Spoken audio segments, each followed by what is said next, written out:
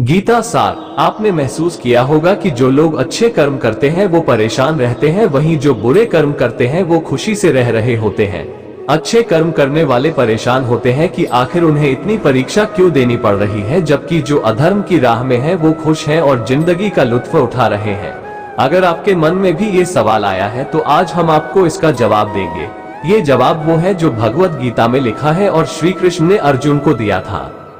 भगवत गीता में वर्णित कथा के अनुसार जब भी अर्जुन के मन में कोई दुविधा होती थी तो वो श्री कृष्ण के पास पहुंच जाते थे। एक बार की बात है, अर्जुन भगवान श्री कृष्ण के समीप आकर कहा कि वो दुविधा में है और इसका जवाब वो श्री कृष्ण से चाहते हैं।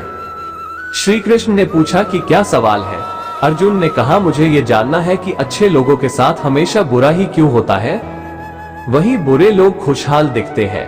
अर्जुन के मुंह से ऐसी बातें सुनकर श्री कृष्ण मुस्कुराए और कहा, मनुष्य जैसा सोचता है और महसूस करता है वैसा कुछ नहीं होता है, बल्कि अज्ञानता की वजह से वो सच्चाई नहीं समझ पाता है। अर्जुन उनकी ये बात समझ नहीं पाए। इसके बाद श्री कृष्ण ने क्या कहा वो जानते हैं। श्री कृष्ण ने अर्जुन से कहा, पार्थ मैं तुम्हें एक कथा सुनाता हूँ, उसे सुनकर तुम समझ जाओगे कि हर प्राणी को उसके कर्म के हिसाब से ही फल मिलता है।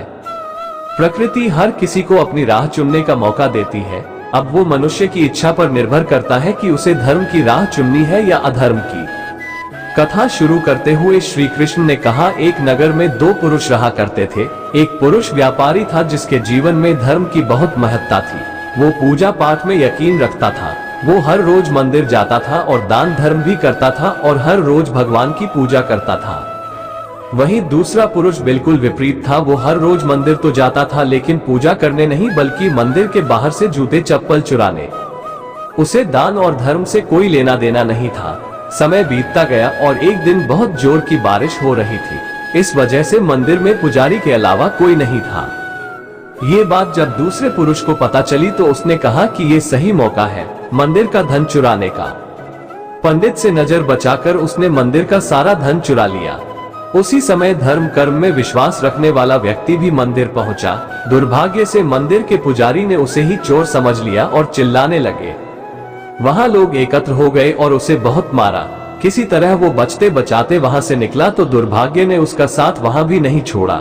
मंदिर के बाहर वो एक गाड़ी से टकरा गया और घायल हो गया।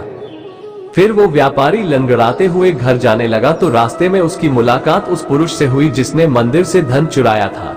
उसने कहा, आज तो मेरी किस्मत चमक गई, एक साथ इतना सारा धन मिल गया।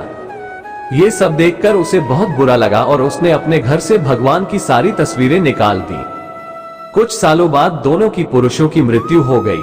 मरने के बाद जब दोनों यमराज की सभा में पहुंचे और भले पुरुष ने दूसरे व्यक्ति को देखा तो उसे बहुत गुस्सा आया।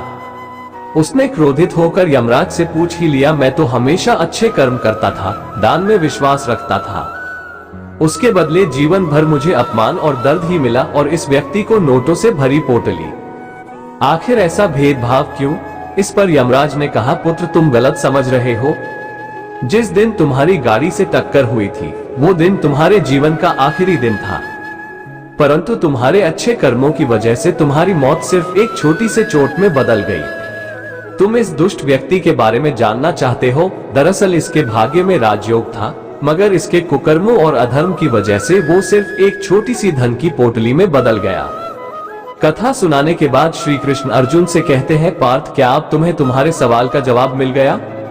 ऐसा सोचना कि भगवान तुम्हारे कर्मों को नजरअंदाज कर रहे हैं, ये बिल्कुल भी सत्य नहीं है।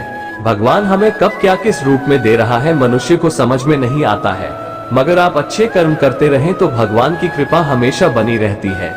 इसलिए अपने अच्छे कर्मों को बदलना नहीं चाहिए, क्योंकि उसका फल हमें इसी जीवन में मिलता है। इसलिए मनुष्य का फर्ज है कि वो हमेशा अच्छे कर्म करते रहें, क्योंकि श्री कृष्ण ने गीता में भी बताया है कि किसी के द्वारा किया गया कर्म बेकार नहीं जाता है, चाहे वो अच्छा हो या बुरा।